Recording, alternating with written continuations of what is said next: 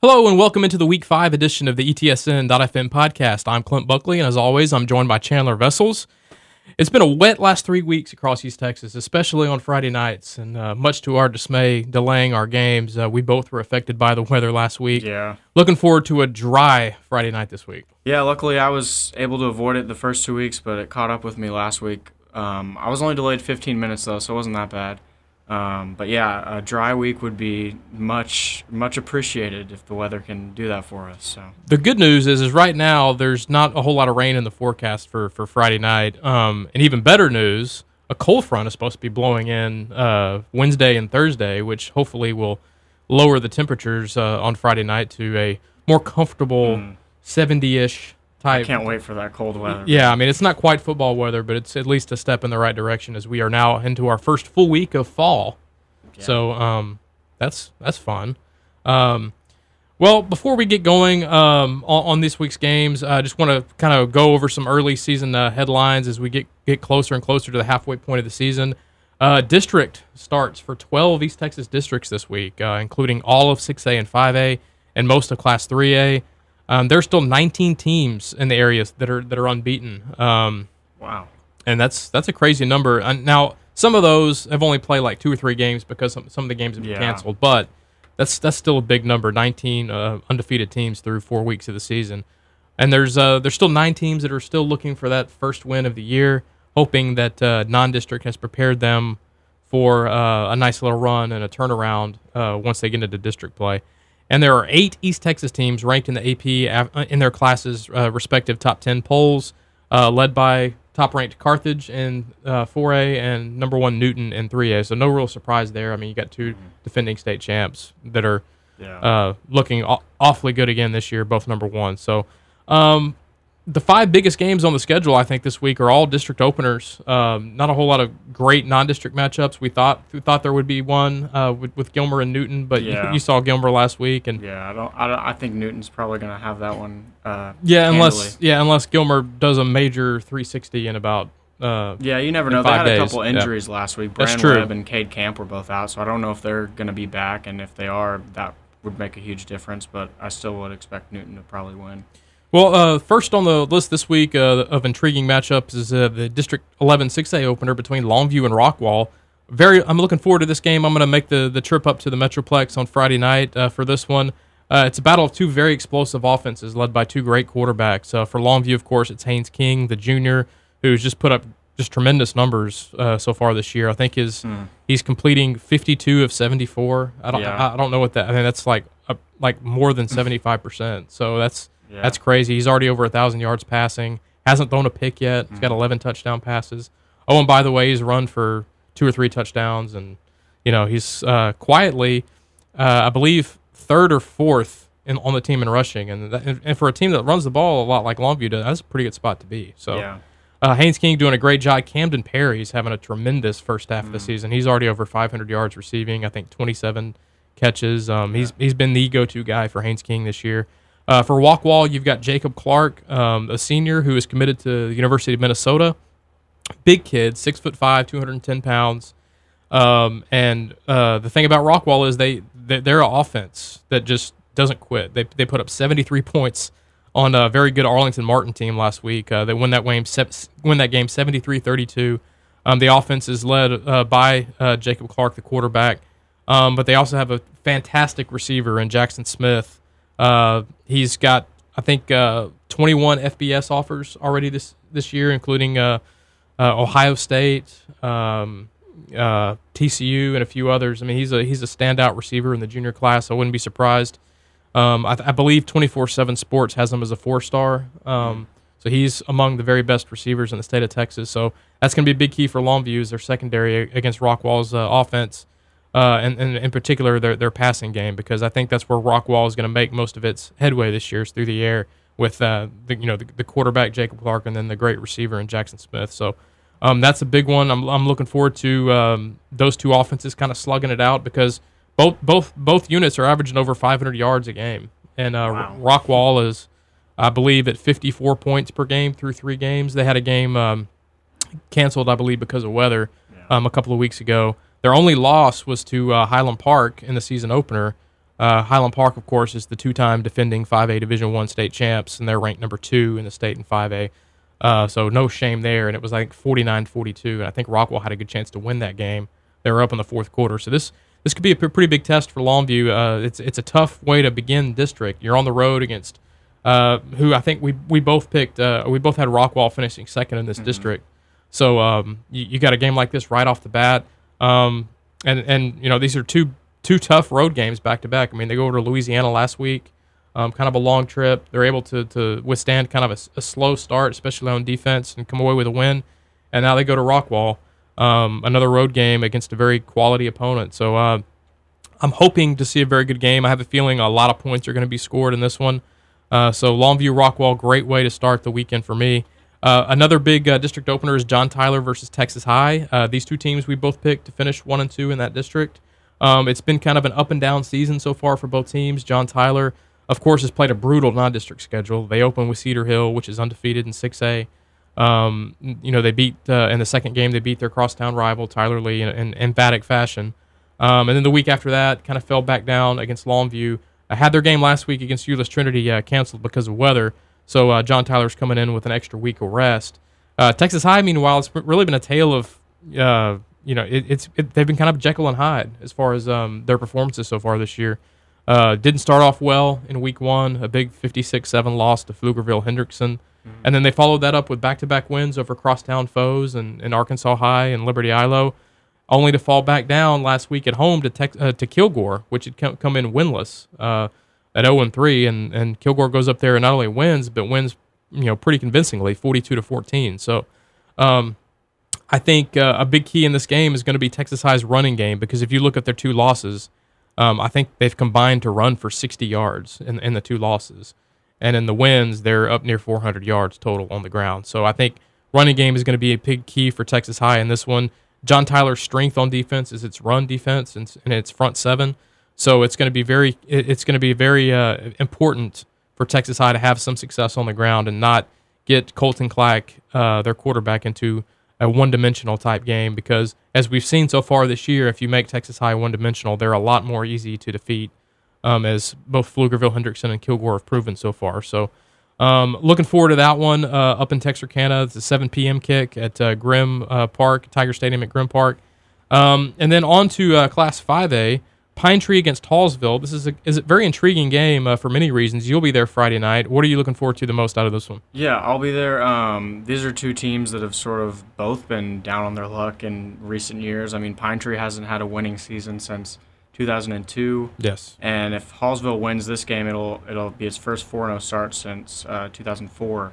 Wow. So great starts to the season for these 2 teams, and we'll see if they can keep it up. I think that I'm most looking forward to seeing Hallsville's running game go up against the Pine Tree defensive front. Hallsville is a team that hardly passes the ball. They average 308 yards rushing per game compared to just under 50 passing. They have a tandem sort of with quarterback Samaj Boyd, who's got over 300 yards rushing, and then Tristan Driggers, who just sort of does a little bit of everything. Yep. He runs it on offense, and then on defense He's had a couple picks this season. He's had a couple forced fumbles for them. Kind of a ball hawk back there. Yeah, in the secondary. Yeah. He's the true definition of an athlete. He's all over the field. So I think getting back to that running game versus the Pine Tree front is gonna if Pine Tree can get a few stops on Hallsville and stop them from driving down the field a few times, that'll certainly put Pine Tree in a better position to come out with a win in this game, but. On offense, I think Pine Tree's best player, obviously, is Keyshawn Williams, the Texas State commit. And looking at the stats so far this season, I obviously haven't been able to watch any Pine Tree games, but he's not as involved in the offense as I would have expected him to be. He's got like 6 catches for just over 50 yards and then like four or five rushes for just over 50 yards. I think that could be just a product of them struggling as a whole on offense, because I think he's a guy that gets carries in the red zone, and I'm not sure if they've had too many red zone trips this year where they can just feed him the ball inside the 20-yard line. But I mean, I looked at some of the Pine Tree stats as well, and it is kind of surprising. The one thing I will say about this game, and you mentioned Hallsville's running game. I think a big key also is going to be how their defense limits Pine Tree's big play capability, because they do have big play potential with their receiver J.J. Sparkman, and as we mentioned, Keyshawn Williams has that potential as well. So I think Pine Tree, if they could get a couple of big plays and big touchdowns, I think that will limit Hallsville's effectiveness, at least on offense, because they may not be able to run the ball quite as much as they would like if they're having to play catch up, or if Pine Tree's got them in a up and down, high paced scoring fest. Yeah. So that ought to be a good one. Mineola versus West Rusk, another district opener. These are two undefeated teams. West Rusk has passed every challenge that it's come across so far in 2018. What kind of challenge should we expect from Mineola? Yeah, it's the District 8-3A D1 opener for both teams. West Rusk's, obviously, they've got that great defense. They've got like 4 guys who have 9 or more tackles for loss so far, and then Colton Mills and Orlando Cortez both have 5 sacks on the year. So West Rusk is able to get in the backfield, and that'll be beneficial for them against a team like Mineola, who is another team that likes to run the ball a lot. They can pass. Shaw Franklin has shown that capability, but I believe he has more rushing yards. He's the quarterback for Mineola. He has more rushing yards than passing yards this season. Him and Trevion Sneed are kind of the two guys they've combined for more than 1,000 yards rushing and 12 touchdowns so far this year. So seeing that defense go up against this running game is going to be huge. Seeing West Rusk, the times that I've seen West Rusk, they've had a really good passing game.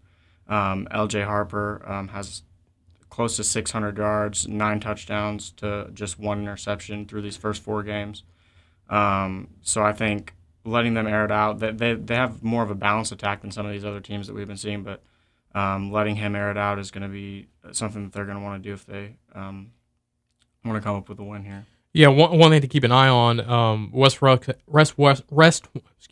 easier for me to say. West Rusk has a big game next week against Gladewater. Yeah. So that if both teams were to win this week, both would be in the top 10. It would be a top 10 battle in the state in 3A. Yeah. So you got to be mindful of that if you're West Rusk, not to kind of overlook Mineola. They shouldn't. I mean, Mineola is undefeated, and they're a good program, and they've been playing well so far this year. But that's one thing to keep an eye on, is maybe West Rusk, looking ahead a little bit too much. I don't think that's going to be a huge problem. I think West Rusk has enough senior leadership on that squad to kind of prevent something like that from happening. But just looking forward to seeing how West Rusk handles their first foray into 3A Division I. Because they're moving up from Division II last year. Mineola, who is a program that's had success, they won a state title a couple of years ago. They're a proven playoff team in 3A Division I. So looking forward to see how that one all shakes out.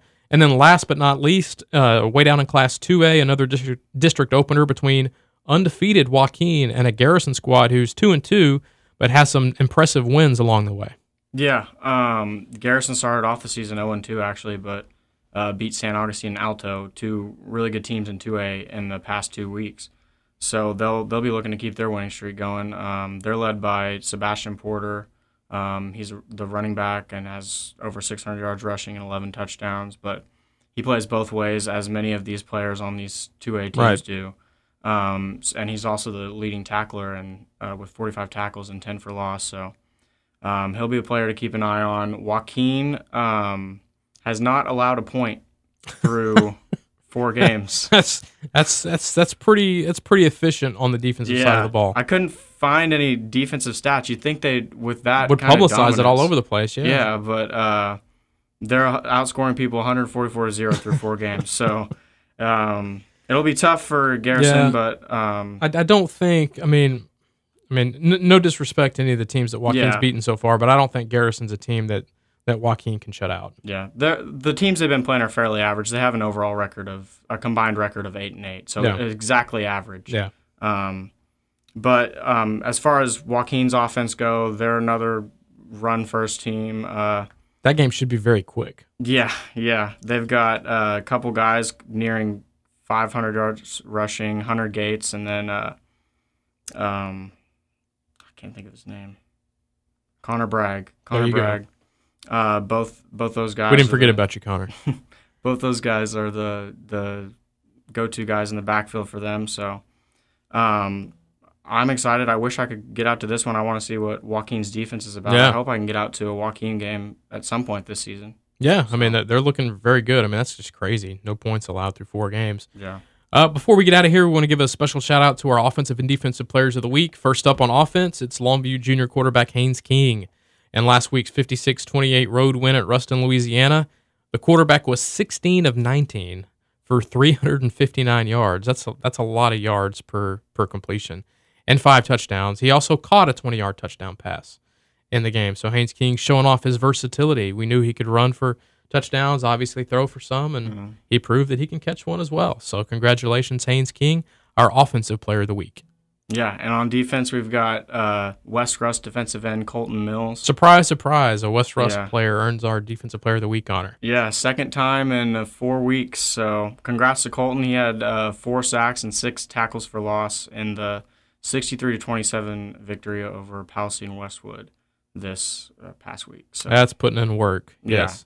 Congratulations to Longview's Haynes King and West Rusk's Colton Mill, our offensive and defensive players of the week. Well, that's going to do it for this week. Be sure to check out ETSN.fm throughout the week, every week, to get you ready for the Friday nights in East Texas during the regular season and the playoffs as we're getting closer to that. Speaking of Friday nights, if you're not surfing our ETSN app for scores from around the area on Friday nights, you're doing it wrong. The free ETSN mobile app is available right now at Google Play, and the App Store is the best way to follow the best live scoreboard in all of East Texas. If you have any questions or comments for Chandler and I, you can leave them in the comment section below, or you can hit us up on Twitter at Clint Buckley, at Chandler Vessels, or our mothership at ETSN.fm. Well, that's going to do it for Chandler Vessels. I'm Clint Buckley, and we will talk to you all again next week.